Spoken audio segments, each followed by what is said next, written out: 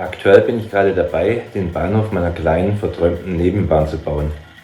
Als Bahnhofsgebäude habe ich den Bahnhof Bonndorf von Modellbahnzubehör MBZ ausgewählt. Vor 2 Wochen hatte ich ja bereits gezeigt, wie ich ihn mit Pulverfarben koloriert habe, und in meinem letzten Video vorigen Sonntag ging es um die Montage des Lasercut-Bausatzes. Nun möchte ich das wunderschöne Modell natürlich ebenfalls wieder stimmungsvoll illuminieren und so gemeinsam mit beleuchteten Modellbahnfahrzeugen auch im Nachtbetrieb ein schönes Ambiente erzeugen. Die Vorbereitung dafür ist beim Lasercut-Modell sogar einfacher als beim entsprechenden Kunststoffbausatz.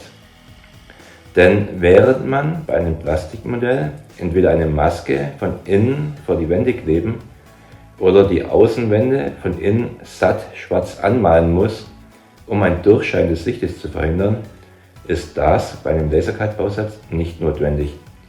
Hier schimmert das Licht, auch im unbehandelten Rohzustand, nicht durch die Außenwände hindurch. Selbstverständlich möchte ich auch bei diesem Gebäude wiederum die Möglichkeit haben, einzelne Zimmer unterschiedlich zu beleuchten. In meinem Video zur Hausbeleuchtung hatte ich im Juli ja schon einmal gezeigt, welche verschiedenen Möglichkeiten es dafür gibt und was die Vor- und Nachteile davon sind. Bei meinem Bahnhof Veltheim habe ich die in meinen Augen günstigste und einfachste Variante gewählt und für die Raumaufteilung passend zugeschnittene Kartonstreifen in das Gebäude geklebt. Da man das Innere von beleuchteten Zimmern bei Nacht sehr viel klarer wahrnimmt als sonst beim Gebäudemodell, habe ich diese noch ein wenig ausgestaltet. Als Fußboden habe ich das Bild eines alten Dielenbedags ausgedruckt und aufgeklebt. An die Innenwände habe ich entweder ausgedruckte Holzvertäfelungen oder etwas altmodische Tapeten geklebt, wobei ich nicht alle Wände tapeziert habe und mir zum Beispiel auch bei den Fensterausschnitten wenig Mühe gegeben habe, da man die weiter von den vorderen Fenstern entfernten Bereiche später kaum noch sehen kann. Direkt hinter die Fenster habe ich noch einzelne Möbelstücke wie Tische und Stühle und einige wenige Figuren platziert. Als Zimmerdecke habe ich wiederum Karton verwendet, auf die zuvor LEDs als Beleuchtung aufgeklebt wurden. Wobei hier im Wartesaal zum Beispiel schließlich nicht nur eine, sondern für eine homogenere Ausleuchtung 2 LEDs eingesetzt wurden. Der Einfachheit halber habe ich wieder fertig vorkonfektionierte LEDs mit Vorwiderstand von Wiesmann verwendet, da man an diese unbedenklich bis zu ca. 20 Volt anlegen kann und sie direkt entweder mit einem Transformator oder dem Digitalstrom betreiben kann. Für etwas mehr Abwechslung kamen 3 verschiedene Lichtfarben zum Einsatz. Kaltweiß für die Bereiche, in denen man eher Neonröhren vermuten würde, wie die Güterhalle und die Diensträume. Der Wartebereich für die Reisenden hat warmweiße LEDs erhalten, während die Dienstwohnung des Bahnhofsvorstehers mit gelben LEDs am warmsten und gemütlichsten illuminiert ist. Insgesamt hat der Bahnhof 10 einzelne LEDs erhalten, wobei noch nicht einmal ansatzweise alle Zimmer beleuchtet sind. Die Verkabelung habe ich erneut mit steckbaren Lüsterklemmen ausgeführt, obwohl ich das Gebäude am Ende wahrscheinlich fest auf den Untergrund aufkleben und nicht abnehmbar halten werde. Aber momentan in der Bauphase möchte ich ihn leicht immer wieder auch wegnehmen können. Denn hinter dem Bahnhof sollen später einmal versteckt bis zu 4 Wiesmann Carmotion-Fahrzeuge parken können. Und bis diese Technik installiert ist und absolut zuverlässig funktioniert, möchte ich auf diesen Bereich gut zugreifen können.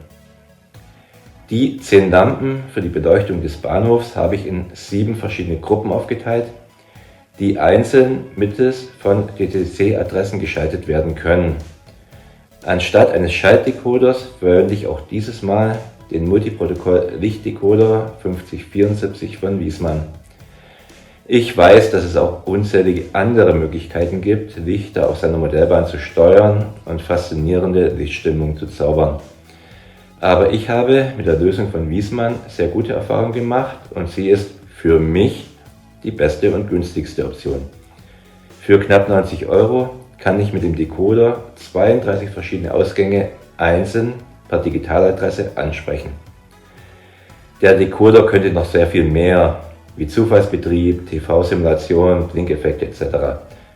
Aber außerdem, dass ich für einige kaltweiße Lampen das typische Flackern von Neonröhren beim Einschalten simulieren lasse, nutze ich nichts davon. Solltet ihr euch ebenfalls für den Lichtdecoder von Wiesmann interessieren, habe ich euch eine Bezugsmöglichkeit in der Videobeschreibung aufgeführt. Dies ist ein sogenannter Affiliate-Link. Das heißt, falls ihr darüber den Artikel bestellt, bezahlt ihr nicht mehr als sonst für den Artikel. Ich bekomme aber eine kleine Provision und ihr unterstützt dadurch meinen Kanal. Danke!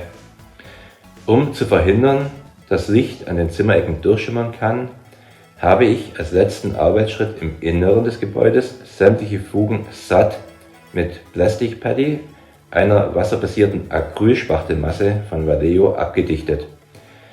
Wobei ich dabei leider feststellen musste, dass dessen Verarbeitung nicht in allen Fällen so einfach ist wie von mir gedacht. Denn anscheinend war bei meiner Tube nach einiger Pause des Nichtbenutzens die Kanüle bereits eingetrocknet und verstopft. Da nichts vorne herauskam, habe ich unbedachterweise deutlich stärker auf die Tube gedrückt. Mit einem lauten Plopp hat sich dabei der Falz hinten am Behälter gelöst und ein ganzer Klumpen der Spachtelmasse ist direkt an meiner Nase vorbei quer durch den Raum geflogen. Zum Glück habe ich in diesem Moment nicht mein verdutztes Gesicht gefilmt. Einige Spritzer der Paste hatte ich danach sogar in den Haaren. Auch wenn das Weiß gut zu meiner Haarfarbe gepasst hat, so habe ich die Spachtelmasse doch schnell wieder ausgewaschen, bevor sie getrocknet ist. Ein großer Batzen Plastikputty ist 2 bis 3 Meter von meiner Arbeitsfläche entfernt auf dem Fliesenboden des Hobbykellers gelandet, wo er sich erfreulicherweise leicht wieder rückstandsfrei abwischen ließ. Andere Verunreinigungen habe ich zum Glück nicht gefunden. Nicht auszudenken, wenn die Masse nicht hinter mir auf dem Boden gelandet wäre, sondern auf dem Modell oder der Anlage. Zumindest gehe ich jetzt sehr viel vorsichtiger an alle Behältnisse heran, aus denen man durch eine Kanüle hindurch Material herauspresst, wie zum Beispiel Sekundenkleber, Holzleim und ähnliches. Nach diesem kleinen Zwischenfall und nachdem ich die Paste schließlich mit einem Spachtel in den Ecken verteilt hatte, waren die Beleuchtungsarbeiten dann tatsächlich abgeschlossen. So scheint das kalte Neonlicht nun nicht nur sehr schön stimmungsvoll durch das leicht geöffnete Tor des Güterbereichs, sondern man kann bei genauerer Betrachtung in der Halle auch die Regale und die gestapelten Kisten erkennen. Direkt am Fenster des Dienstraums steht ein Tisch mit einem Telefon darauf. Allerdings sitzt niemand an dem Tisch. Die einzige Person im Dienstraum steht nämlich momentan beim Fahrkartenverkauf.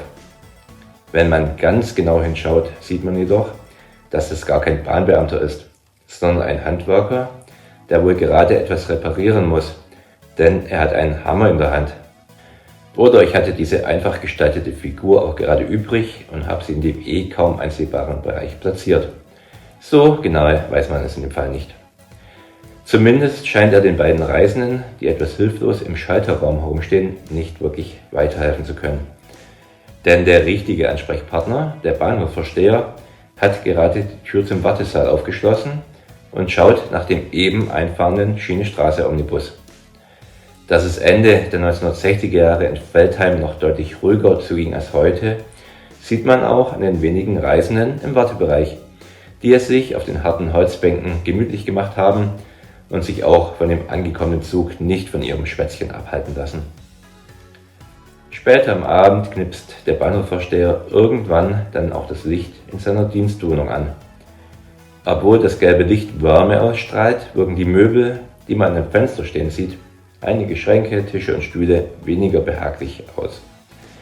Gut, dass es hinten im Raum eine bequeme Sitzecke mit Kamin gibt, auch wenn diese nur als Aufdruck auf der Wand vorhanden ist. So habe ich also meinen Bahnhof Veltheim beleuchtet. Nächsten Sonntag werde ich noch etwas zur Ausgestaltung des Gebäudes und dem von mir hinzugefügten Ladekran erzählen. Es würde mich sehr freuen, wenn wir uns dann wieder in meinem Hobbykeller sehen würden. Falls ihr meinen Kanal noch nicht abonniert habt, so lasst sehr gerne ein Abo da und drückt auch die Glocke, um eine Benachrichtigung zu erhalten, wenn sonntags um 8 ein neues Video von mir auf YouTube erscheint. Danke für euer Interesse und ciao, pfiat euch, euer Jörg alias 1 zu 87 Enthusiast.